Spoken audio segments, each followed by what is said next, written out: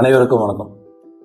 இன்னைக்கு mechanical engineering course படிச்சா என்னென்ன ஆப்பர்ச்சுனிட்டிஸ் இருக்கு, எவ்வளோ ஆப்பர்ச்சுனிட்டிஸ் இருக்கு, அப்புறம் இந்த கோர்ஸ் எடுத்து படிச்சா என்ன அட்வான்டேஜஸ் அப்படிங்கறத பத்தி தான் இந்த வீடியோல பார்க்க போறோம்.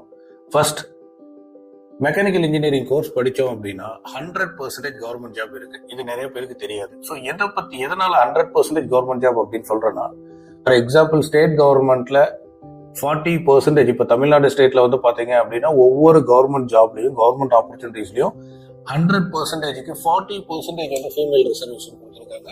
சென்ட்ரல் கவர்மெண்ட்ல 33% வந்து பாத்தீங்கன்னா ஃபீமேல் ரிசர்வேஷன் கொடுத்துருக்காங்க. ஒரு உதாரணத்துக்கு, ஒரு ஸ்டேட் கவர்மெண்ட்லயோ சென்ட்ரல் கவர்மெண்ட்லயோ ஒரு 100 வேகன்சி இருக்கு அப்படின்னு சொல்லி ஒரு மெக்கானிக்கல் இன்ஜினியரிங்க்கு ஒரு ஆப்பர்ச்சுனிட்டிஸ் ஒரு ஆஃபர் வந்திருந்தது அப்படின்னா, அந்த 100 வேகன்சில 40 ஸ்டூடெண்ட்ஸ் வந்து கம்பல்சரி வந்து பாத்தீங்கன்னா ஃபில் பண்ண போறது ஃபீமேல் கேண்டிடேட்ஸ் வச்சு தான் ஃபில் பண்ணுவாங்க. ஆனா ஃபீமேல் கேண்டிடேட்ஸ் 40 பேர் கூட எக்ஸாம் வந்து எழுதுறது இல்லை. ஸோ இந்த சுச்சுவேஷனை கரெக்டா அண்டர்ஸ்டாண்ட் பண்ணிட்டு இப்போ வரும் பீரியட்ல ஏதாவது ஃபீமேல் கேட்டகரிஸ், ஃபீமேல் ஸ்டூடெண்ட்ஸ் வந்து மெக்கானிக்கல் இன்ஜினியரிங்கோ இல்லை சிவில் இன்ஜினியரிங்கோ சூஸ் பண்ணி நம்ம படிச்சோம் அப்படின்னா ஃபியூச்சர்ல 100% கவர்மெண்ட் ஜாப் போறதுக்கு ஆப்பர்ச்சுனிட்டிஸ் இருக்கு. அதுவும் இல்லாம இன்றைய காலகட்டத்தில் ஒரு 100 வேகன்சிஸ் இருக்க, ஒரு 100 சீட் இருக்கிற ஒரு காலேஜஸ்ல மெக்கானிக்கல் ஒரு காலத்துல 100க்கு 100 அப்படிங்கிற மாதிரி சீட்ஸ் ஃபில் ஆகிட்டு இருக்கும். இன்னைக்கு வந்து ஒரு 10% ஆஃப் சீட்ஸ் மட்டும் தான் ஃபில் ஆகிட்டு இருக்கு, 10 to 15%. ஆனா தமிழ்நாட்டிலயோ இந்தியாவிலயோ, தமிழ்நாட்டில் மட்டும் சென்னை, கோயம்புத்தூர் அண்ட் ஒசூர்ல மட்டும் கிட்டத்தட்ட 5000 மெக்கானிக்கல் இன்ஜினியரிங் ஓரியன்ட் கம்பெனிஸ் இருக்கு. ஸோ எல்லா கம்பெனிஸ்லயும் மெக்கானிக்கல் இன்ஜினியர்ஸ் வாண்டட் இருந்துகிட்டே தான் இருக்கு. ஒரு சர்டைன் பீரியட், ஒரு 7 to 8 இயர்ஸ்க்கு முன்னாடி நிறைய ஸ்டூடெண்ட்ஸ் படிச்சாங்க. இப்போ வந்து அதுல ஒரு 10% ஆஃப் ஸ்டூடெண்ட்ஸ் தான் படிச்சுட்டு இருக்காங்க. ஸோ மெக்கானிக்கல் இன்ஜினியரிங் இந்த ஃபீல்டு இந்த காலகட்டத்தில் சூஸ் பண்ணி படிச்சோம் அப்படின்னா ஈஸியான ஆப்பர்ச்சுனிட்டிஸ் இருக்கும், நிறைய ஆப்பர்ச்சுனிட்டிஸ் இருக்கும். செகண்ட், நான் படிச்ச துறையிலேயே வந்து நம்ம ஒரு தொழில் பண்ணணும், ஒரு ஆண்டர்பிரனர் ஆகணும், ஒரு ஸ்டார்ட் அப் கம்பெனி ஸ்டார்ட் பண்ணணும் அப்படின்னாலும் மெக்கானிக்கல் இன்ஜினியரிங் படிக்கிற ஸ்டூடெண்ட்ஸ்க்கு நிறைய ஆப்பர்ச்சுனிட்டிஸ் இருக்கு. பட் ஒரு இன்ஜினியரிங் படிக்கிற ஸ்டூடெண்ட்னால ஈஸியா ஆண்டர்பிரனர் ஆக முடியும். அதே மாதிரி ஒரு மெக்கானிக்கல் இன்ஜினியரிங் படிக்கிற ஸ்டூடெண்ட்னால ரொம்ப ஈஸியா ஒரு ஆண்டர்பிரனர் ஆயிடலாம்.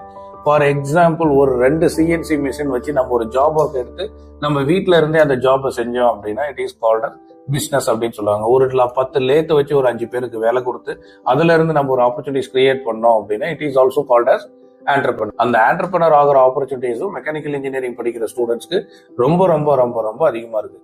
தென் பிரைவேட் செக்டர், இந்த ஃபார் எக்ஸாம்பிள் இந்த காலகட்டம் வந்து பாத்தீங்க அப்படின்னா மெக்கானிக்கல் ரெவல்யூஷன் அப்படின்னு சொல்லுவாங்க.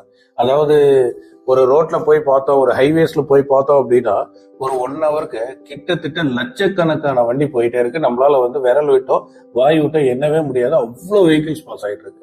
ஸோ அவ்வளோ வெஹிக்கிள்ஸை யார் ப்ரொடியூஸ் பண்ணிட்டு இருக்காங்க அப்படின்னா மெக்கானிக்கல் இன்ஜினியர்ஸ் தான் ப்ரொடியூஸ் பண்ணிட்டு இருக்காங்க. மேஜர் ரோல் பிளே பண்ண போறது மெக்கானிக்கல் இன்ஜினியர்ஸ் தான். இன்னும் சொல்ல போகணும் அப்படின்னா ஒரு மெக்கானிக்கல் இன்ஜினியர்ஸ் இல்லாம இந்த உலகத்துல ஒரு பொருள் இங்க இருந்து இப்படி நகரவே முடியாது அப்படின்னு சொல்றாங்க. அப்போ அந்த அளவுக்கு ரொம்ப இம்பார்ட்டன்டான ஒரு ஃபீல்டு அது மெக்கானிக்கல் இன்ஜினியரிங் ஃபீல்ட். இப்போ மெக்கானிக்கல் ரெவல்யூஷன் அப்படின்னு எதனால சொல்றோம் அப்படின்னா ஒரு வெஹிக்கிள்ஸுமே, ஒரு கார், ஒரு 2 வீலர், ஒரு லாரி, ஒரு பஸ்ஸுமே இன்னும் ஒரு 5 to 10 இயர்ஸ்க்குள்ள இந்த ஃபியூவல்ஸ் வந்து டீசலோ பெட்ரோலோ யூஸ் பண்றதுக்கு பதிலாக எல்லாமே எனர்ஜி யூஸ் பண்ணி இவி வெஹிக்கிள்ஸா மாறப்போகுது, அதாவது எலக்ட்ரிக்கல் வெஹிக்கிள்ஸ் அப்படின்னு சொல்லுவாங்க. ஸோ இப்போ எல்லாருமே வந்து பாத்தீங்க அப்படின்னா மெக்கானிக்கல் ஃபீல்ட்ல they are changing into electrical vehicles. எல்லா மோட்டார்ஸையுமே வந்து எலக்ட்ரிக் மோட்டார்ஸா மாத்தணும் அப்படிங்கிற ஒரு எய்ம்ல போயிட்டு இருக்கு. அப்ப இந்த காலகட்டத்துல வந்து ப்ரொடக்ஷன்ஸ் அதிகமாயிட்டே தான் இருக்கு. இப்பதான் வந்து எலக்ட்ரிக்கல் வெஹிக்கிள்ஸோட இன்கமிங் இன்க்ரீஸ் ஆகிட்டே இருக்கு, நிறைய வண்டி வந்துகிட்டே இருக்கு. இதே இன்னும் ஃபியூச்சர்ல வந்து பாத்தீங்க அப்படின்னா எல்லாருமே ஒரு டிரான்சிஷன் பீரியட் வரும். டீசலோ பெட்ரோல்ல இருக்க வெஹிக்கிள்ஸ் எல்லாம் சேஞ்ச் பண்ணிட்டு we have to get into electrical vehicles. அப்ப இந்த ரெவல்யூஷனை பயன்படுத்திக்கிட்டு நல்லா படிச்சாங்க அப்படின்னா கண்டிப்பா மெக்கானிக்கல் இன்ஜினியரிங் படிக்கிற ஸ்டூடெண்ட்ஸுக்கு ஏகப்பட்ட ஆப்பர்ச்சுனிட்டிஸ் இருக்கு. பொதுவா ஸ்டூடெண்ட்ஸ் இப்போ ஏன் வந்து ஒரு மெக்கானிக்கல் இன்ஜினியரிங் எடுக்கிறதுக்கு யோசிக்கிறாங்க அப்படின்னா, இனிஷியலா போனோமா ஒரு பேக்கேஜ் வந்து கம்பேரிட்டிவ் சாஃப்ட்வேர் ஃபீல்டை கம்பேர் பண்ணும்போது நமக்கு ரொம்ப கம்மியா இருக்கு அப்படின்னு சொல்லி ஃபீல் பண்றாங்க. அது உண்மைதான், நம்ம இல்லைன்னு சொல்ல முடியாது. என்ன அப்படின்னா ஒரு மெக்கானிக்கல் இன்ஜினியரிங் ஸ்டூடெண்ட் வந்து அந்த மெக்கானிக்கல் இன்ஜினியரிங் அப்படிங்கிற கோர்ஸை படிக்க கூடாது.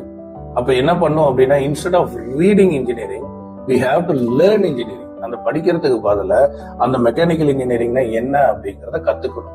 ஒரு சின்ன உதாரணம், ஒரு சிம்பிளான உதாரணம் என்ன அப்படின்னா, ஒரு லாரி டிரைவரா நம்ம வேலைக்கு போகணும் அப்படின்னா லாரி ஓட்டுறது எப்படின்னு நான் படிச்சிருக்கேன் அப்படின்னா நமக்கு வேலை தர மாட்டாங்க. லாரி ஓட்டுறது எப்படின்னு நான் கத்துருக்கேன் அப்படின்னா மட்டும்தான் நமக்கு அந்த டிரைவிங் ஆப்பர்ச்சுனிட்டிஸ் கொடுப்பாங்க. அதனால நாமளும் என்ன பண்ணோம்னா நான் மெக்கானிக்கல் இன்ஜினியரிங் படிச்சிருக்கேன் அப்படிங்கிறது சொல்றதுக்கு பதிலாக மெக்கானிக்கல் இன்ஜினியரிங் கத்துருக்கேன் அப்படின்னு சொன்னோம்னா நமக்கு ஆப்பர்ச்சுனிட்டிஸ் கிடைக்கும். ஒவ்வொரு ஸ்டூடெண்ட்டும் நல்லா திங்க் பண்ணி பாருங்க, கத்துக்கிறதுக்கும் படிக்கிறதுக்கும் என்ன டிஃபரன்ஸ் அப்படின்ட்டு. எல்லாருமே நல்லா கத்துக்குங்க. plenty ஆஃப் ஆப்பர்ச்சுனிட்டிஸ் இருக்கு, லேக்ஸ் அண்ட் லேக்ஸ் ஆஃப் ஆப்பர்ச்சுனிட்டிஸ் இருக்கு. மெக்கானிக்கல் இன்ஜினியரிங் படிச்சா நல்ல மெக்கானிக்கல் இன்ஜினியரிங் நீங்க கத்துக்கிட்டீங்க அப்படின்னா என்னைக்கு கத்துக்கிறீங்களோ அன்னைக்கு சாஃப்ட்வேர் ஃபீல்டை கம்பேர் பண்றதை விட உங்களுக்கு அதிகமான சேலரி கிடைக்கிறதுக்கு நிறைய ஆப்பர்ச்சுனிட்டிஸ் இருக்கு. ஓகேங்களா? இதுக்கு மேல உங்களுக்கு ஏதாவது ரிலேட்டடா இந்த சப்ஜெக்ட் ரிலேட்டடாவோ இல்ல அகடமிக்ஸ் ரிலேட்டடாவோ உங்களுக்கு ஏதாவது டவுட்ஸ் இருந்ததுன்னா ஸ்கிரீன்ல தெரியிற நம்பருக்கு கால் பண்ணுங்க, இல்லைன்னா நேர்ல வந்து ஆபீஸ்ல மீட் பண்ணுங்க. எங்களால முடிஞ்ச ஒரு சப்போர்ட்டை நாங்க உங்களுக்கு தரோம். ஓகேங்களா? தேங்க்யூ.